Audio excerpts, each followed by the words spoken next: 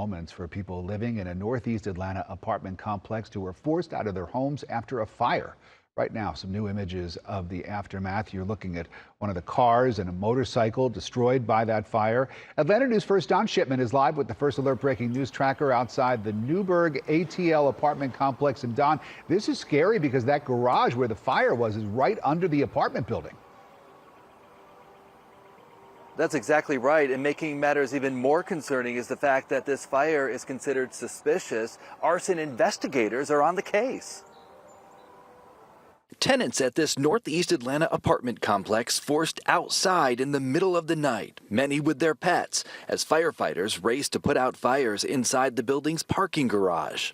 Pictures show what's left. Vehicles inside Newburgh ATL's parking garage along Morosco Drive left unrecognizable, a charred shell, after being damaged in an overnight fire that prompted the response of arson investigators. Tenants, none of whom wanted to be interviewed on camera, are thankful no one was hurt, but question how the fires started. The 3 cars and 1 motorcycle that were damaged in the fires were parked in a gated section of the attached garage. The presence of the Atlanta Fire Department's arson unit suggesting officials have concerns over how the fire may have started. Helping in their investigation, the building's extensive surveillance system, which authorities are expected to review as part of their investigation.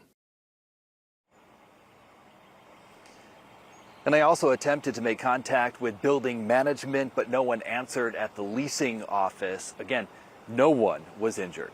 We're live in northeast Atlanta. Don Shipman, Atlanta News First.